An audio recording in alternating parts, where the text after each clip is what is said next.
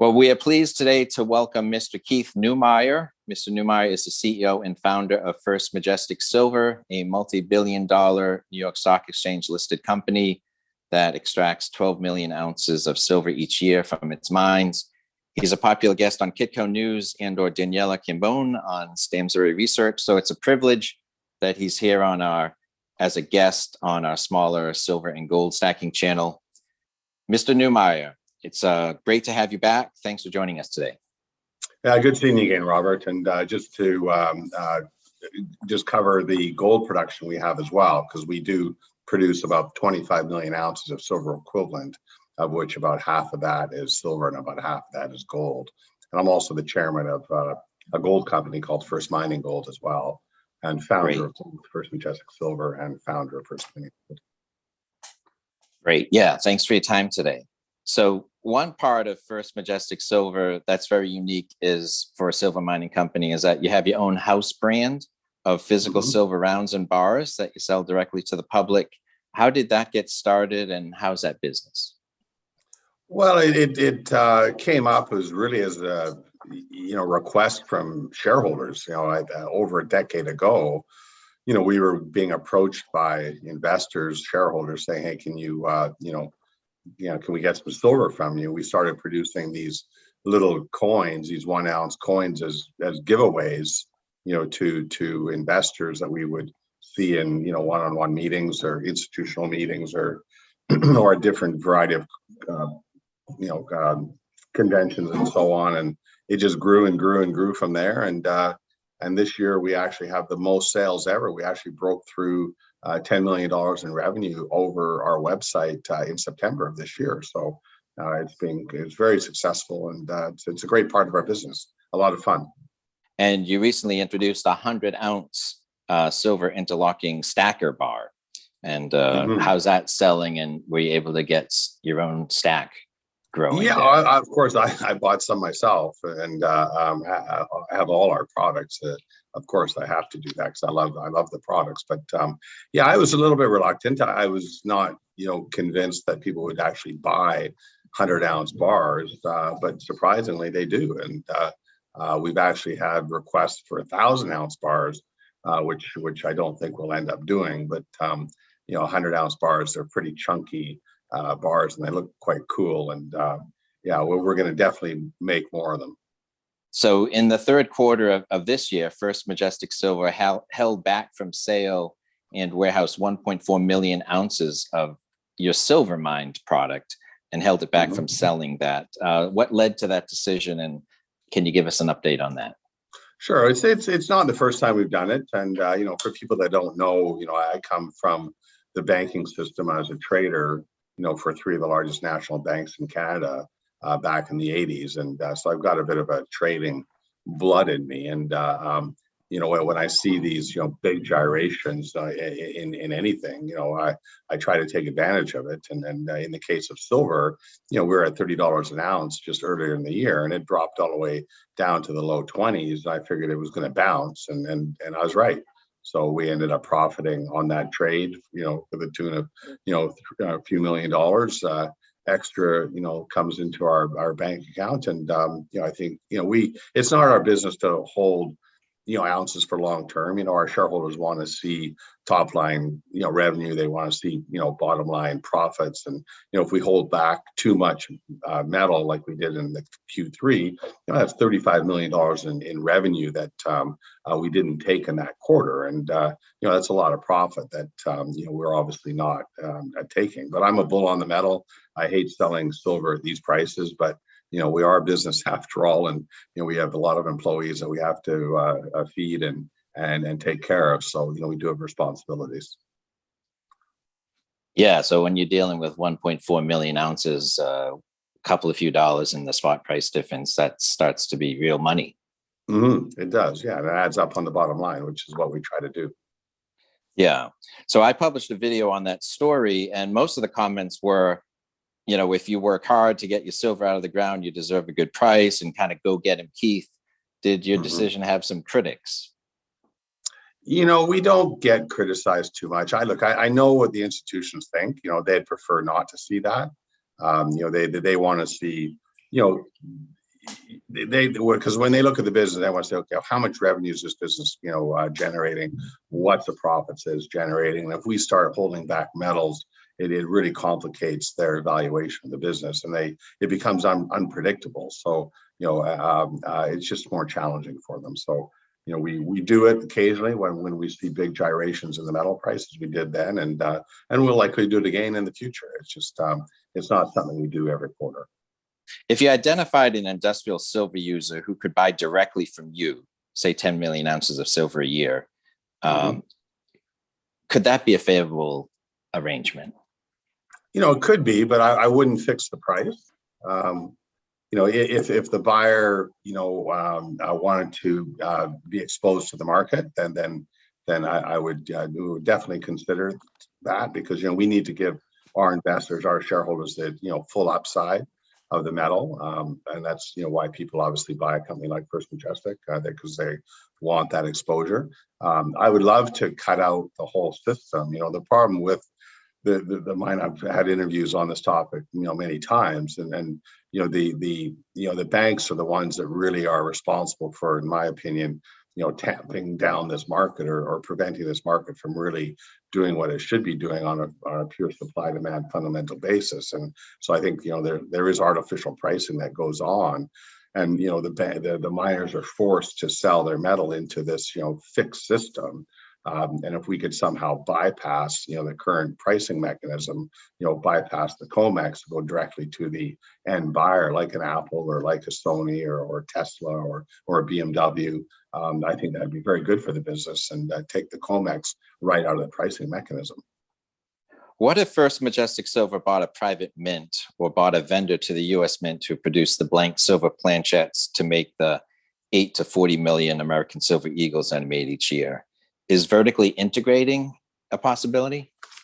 We've looked at it, and it's not easy to do. It is quite a different business. I think having a refiner would make some sense. Having a mint as well, also, because we're a big producer of product. I'd like to get there at one point in the future, but it's we've been busy with a lot of other things on our plate, and we just bought Jarrett Canyon, our first mine in Nevada, and we bought San Dimas a couple of years ago. So capital has to be allocated carefully to the business in order for it to prosper and grow. And yes, but vertically integrating, owning more of the chain of supply is something that would be of interest to us. Yeah, so you just brought up Jarrett Canyon. So we know you love silver, and First Majestic Silver bought this Nevada gold mine, Jarrett Canyon. What led to this diversification into gold, and what are the benefits that you're seeing? Well, when we look at acquisitions, we always have to look, what can we do as a business? What is holding back this mine, from really prospering? And we go in and we analyze it. We do extensive due diligence. We look at metallurgy. We look at geology. We look at the mill. What can it be expanded, and so on and so forth. And Jarrett Canyon used to be the largest gold mine in the state of Nevada back in the 80s.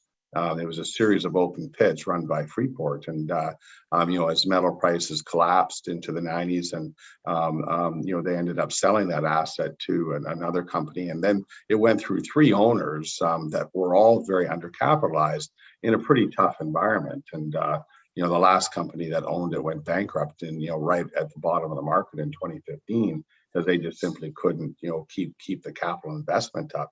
Underground mines, they're very cash-intensive businesses. You have to continually invest in development and exploration and keep them running, keep the mill filled, and they simply weren't able to do it. So the last owner, Sprott Asset Management, well, actually it was Sprott Inc., owned by Eric Sprott personally, and they did some pretty good work there, and they handed us the asset in a very clean situation, clean condition, but he never invested the money necessary in development or exploration. He was very much focused on just cleaning the asset up, And that's what he did. He put about over $100 million of his own money into cleaning up the asset to prepare it for the sale for us, not necessarily just for us, but preparing it for sale. And we're happy to be the buyers of that asset. It did not check the silver box. And I have got a number of people ask me, why are you buying gold mine in Nevada? From a political risk perspective, we're all in Mexico. And Mexico's not exactly the same as it used to be, 15, 20 years ago when I put together the business. And so I felt that, getting into the United States in Nevada, one of the best mining jurisdictions in the world, was a good move. And we think this gold mine, this Jarrett Canyon, we believe, based on what we know today, that we can double production over the next 3 to 4 years. And so it's got all the boxes that we need to check when we're looking at M&A activities. And so looking back, say, a year and looking forward either now or a couple of years, what's your ratio of silver versus gold between your different mines? It's definitely changing. And I've got my eyeball on that because, I know shareholders want to see us remain as pure silver as possible. And it's tough, though. It's because, there seems to be a lot of gold mines around, but there's just very few silver mines, and it's very difficult to find good silver mines. And investors really don't understand this. And we're mining, and I see this is on our PowerPoint presentation, which is on our website. 7 to 1. So for every 1 ounce of gold being mined worldwide, we're only mining 7 ounces of silver, and we're trading at something like 70 to 1. So, it makes no sense to me what the financial relationship is. It should be much closer to the mining ratio. But all the silver companies, whether whether it's Pan American or Hecla or Coeur d'Alene or you name it, they're all dropping in purity quite substantially. I think Pan American's like 30%. I think Hecla's like a little over 20%. We're fortunately 55% silver. But with gold, keep being added to our portfolio, we have to be very careful. Try not to drop below that 50% magic number. So we're still the purest of the big players in the sector, but we're hoping our next acquisition is going to be very silver centric. Looking back a decade or more, how do you compare the stock market now and then, and where did the silver and gold mining companies fit in? Yeah, I look at the current. I've been, I've said this a number of times as well. The current financial environment very similar to 2000. And I remember, 99, 2000. We had the dot-com bubble. It was like crazy times. The Nasdaq, which is flying, it got up to 5,000 in March of 2000. It tripled over a period of a couple of years, similar to what we've seen, in recent years. And it dropped by 80%, over the next 3 years. And it didn't hit its old high of 5,000 until 2015, which is, people should really think of that. Like it took, 15 years for the Nasdaq to get back up to its old high. And during that 15-year period, wasn't quite the entire 15-year period, but that's what lit up the resource sector.